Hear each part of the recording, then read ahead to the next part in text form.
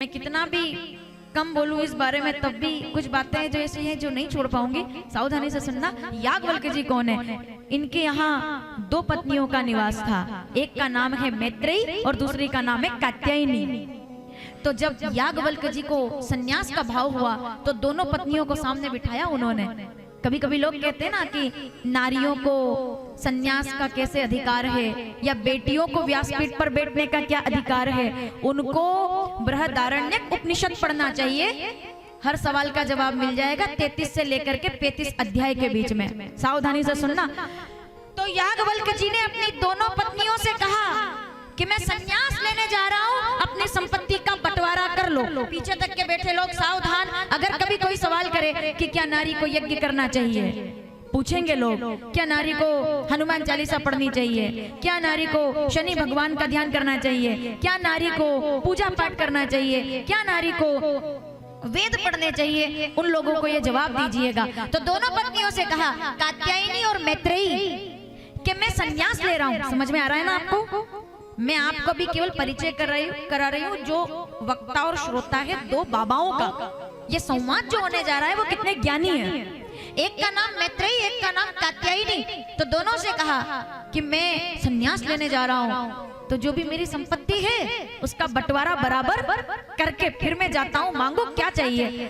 तो कात्यायनी को तो जितने भी घर की संपत्ति थी वो सब बांट दी। मैत्रेयी से पूछा, तुम बोलो तुम्हें कैसा बंटवारा चाहिए। तो मैत्रेयी हाथ जोड़कर कहती है कि आपने अपनी पत्नी कात्यायनी को अपनी संपत्ति में से बंटवारा दिया है, लेकिन मुझे संपत्ति नहीं चाहिए, मुझे तो सत्संग का बंटवारा चाहिए। मैं शास्त्रार्थ करने की अनुमति चाहती हूँ, मैं सत्संग करना चाहती हूँ, मैं विदुषी होना चाहती हूँ, मैं सन्यास दीक्षा। एक बात बताइए महाराज जी, आप मुझसे कह रहे हैं कि मैं सन्यास ले रहा हूँ, संपत्ति तुमको दे दूं, अगर बांटना ही था तो फिर छोड़कर क्यों जा रहे हो? अगर संपत्ति इतनी जरूरी है आपको लगता है, आप छोड़कर क्यों जा रहे हो? तो याज्ञवल्क्य जी कहते हैं क्योंकि मुझे आत्मज्ञान हो गया है।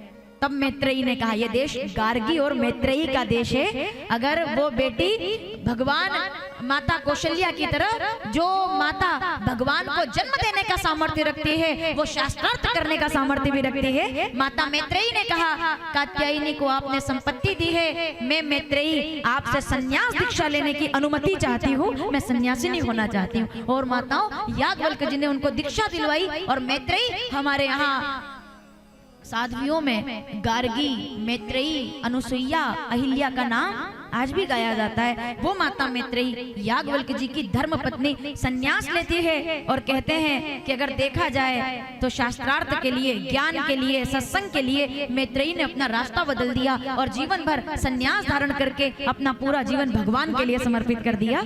ये सन्यास की महिमा है। तो याज्ञवल्क्य जी से पूछा, अगर संपत्ति इतनी जरूरी है तो आप छोड़कर क्यों जा रहे हैं? तो याज्ञवल्क्य जी कहते हैं क्योंकि इसका कोई सार नहीं है। तो मैत्रेयी कहती है कि जो मिट जाना है उसको पाने से क्या मतलब, कुछ ऐसा प्रदान कीजिए जो कभी मिटे ना। तो याज्ञवल्क्य जी ने उनको सन्यास की दीक्षा दे दी। बोलिए मैत्रेयी मैया के। ये चरित्र लोगों को जानना जरूरी है, ताकि कल से कोई आपसे पूछे कि कैसे व्यासपीठ पर आप नारियों से कथा सुन रहे हैं, कोई आपसे पूछे कि क्यों आप माताएं आहुतियां दे रही हैं। माताओं की आहुतियों से तो भगवान प्रकट हुए हैं धरती पर, देवियों की आहुतियों से तो भगवान को प्रकट होना पड़ा है धरती पर, तब जाकर भगवान